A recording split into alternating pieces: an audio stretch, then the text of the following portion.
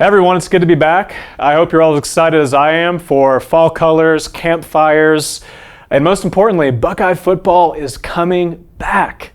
Even with these colder months approaching and a divisive election on the horizon, at least we have some things to genuinely look forward to. So recently, I've been reading the book of Revelation, and with everything going on, I figure there might be an opportunity for us to understand something new about God's future plan and how that affects the way that we live in anticipation. It's actually been really eye-opening, and I wanted to share with you a couple insights from the very first chapter of the book of Revelation. John says, "On the Lord's day I was in the Spirit, and I heard behind me a loud voice like a trumpet, which said, 'Write on a scroll what you see and send it to the 7 churches, to Ephesus, Smyrna, Pergamum, Thyatira, Sardis, Philadelphia, and Laodicea.'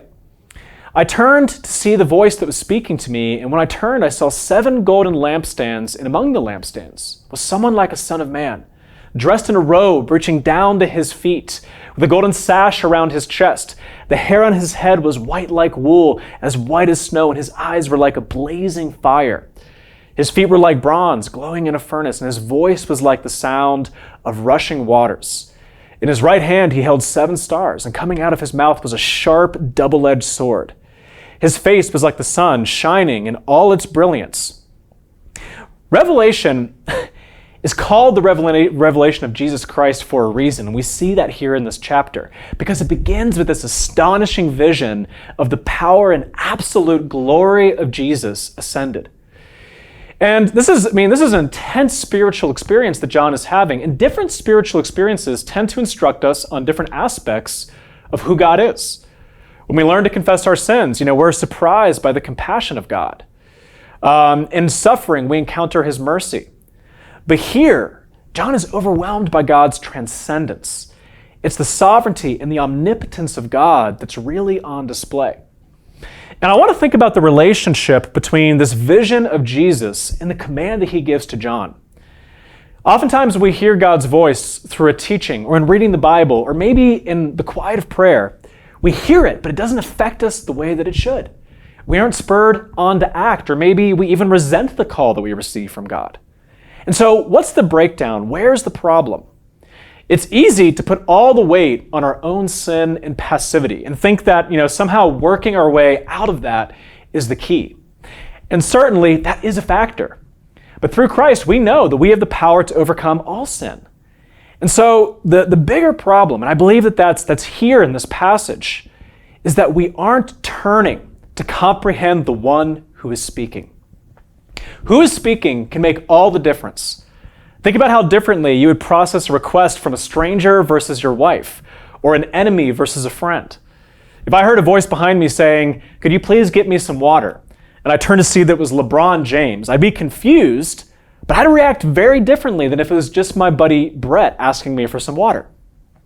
And so when John heard a voice, he heard something he didn't understand. He turned, he looked, and he took in this life-altering vision of the risen Christ.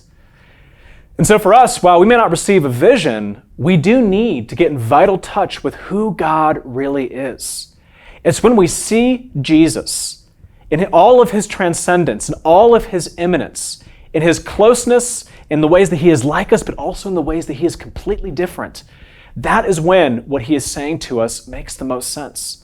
And it's through focusing on him that we find the power to stand, the power to change, and the courage to do what he's asking us to do. Let me read you these last 2 verses where we see this continue to play out. As John says, "When I saw him, I fell at his feet as though dead.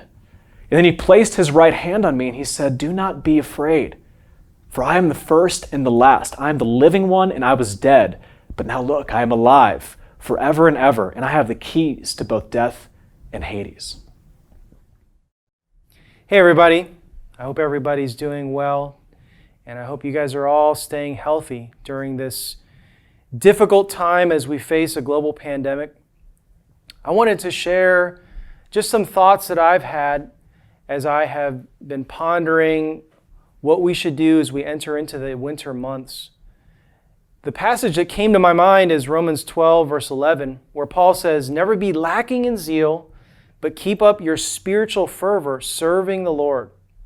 I've been thinking a lot about this idea of trying to maintain our zeal and spiritual fervor in a very difficult time. And I think three things has sort of helped me to maintain my spiritual excitement during this time. I think the first thing is that I'm trying to keep my eyes open for what God is doing. And I think that's important because sometimes when we are just sort of plodding along, we're trying to reach out to people, we're trying to follow up, maybe we're trying to serve in various ways, and we're not seeing results. It's easy to take our discouragement and then sort of overgeneralize that to everyone else, where we start to wonder, maybe everybody else is experiencing the same thing. Maybe God isn't advancing His kingdom during this difficult time. But there are lots of examples throughout our fellowship where God is moving.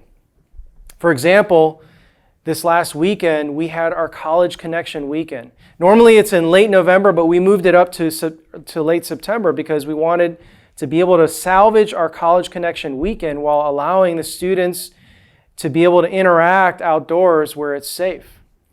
And we're already starting to hear stories about how students were impacted by College Connection weekend, where high school students are starting to consider what God's will for their life is as they're making a really big decision about which college to go to.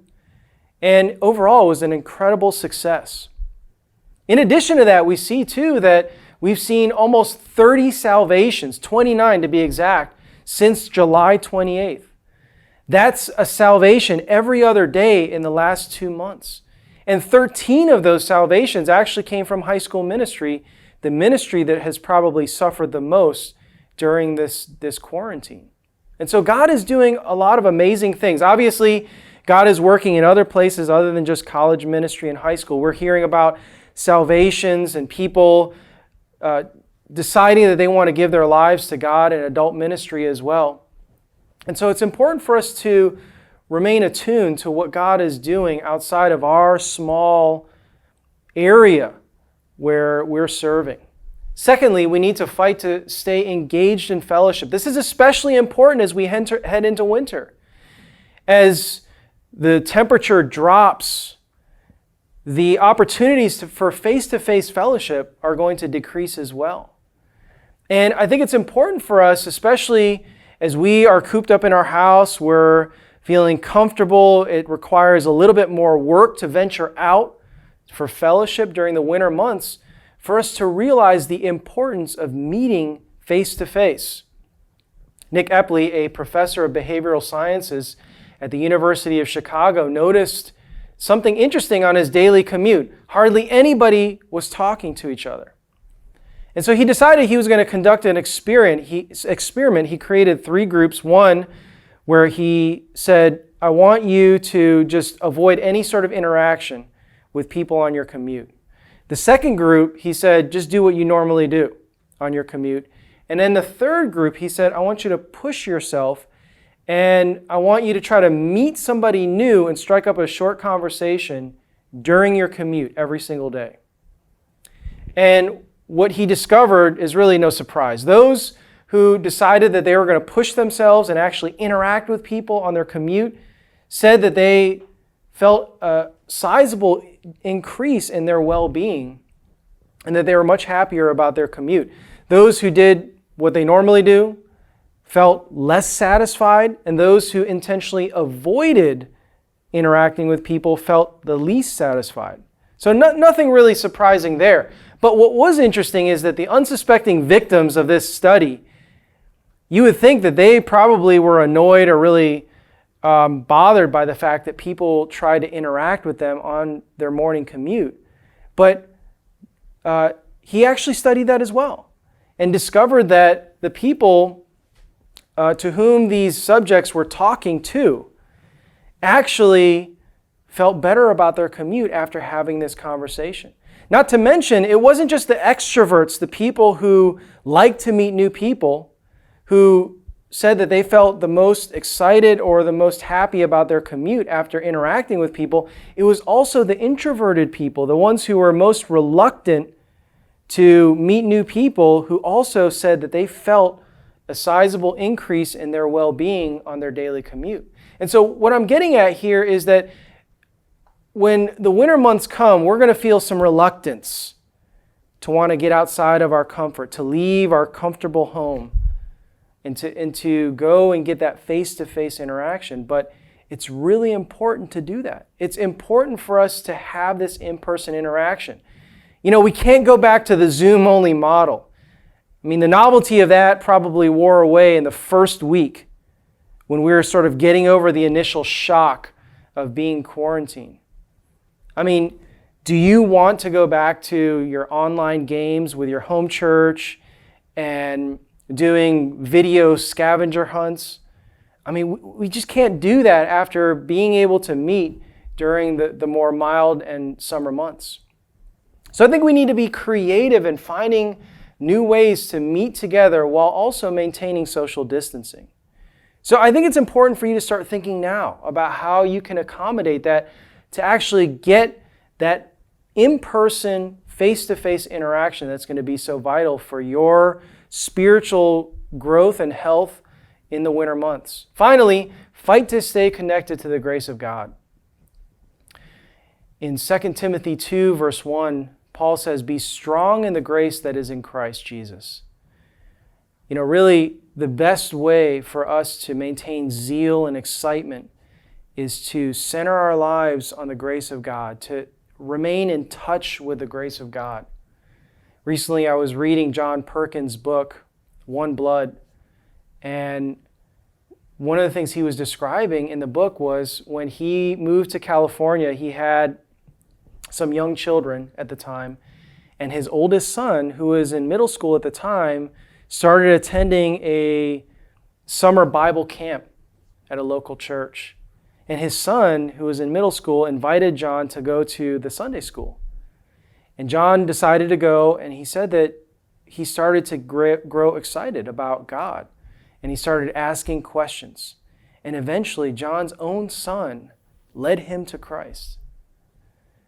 And I remember reading that and just being brought to tears by that story. And I think, you know, for me, it really helped me to realize this is what it's all about. It's about people coming into a relationship with Christ, being forgiven by what Jesus did on the cross, and experiencing salvation. That's why I'm here. That's why you're here. And that's going to be the thing that keeps you excited and motivated to serve God during this difficult time.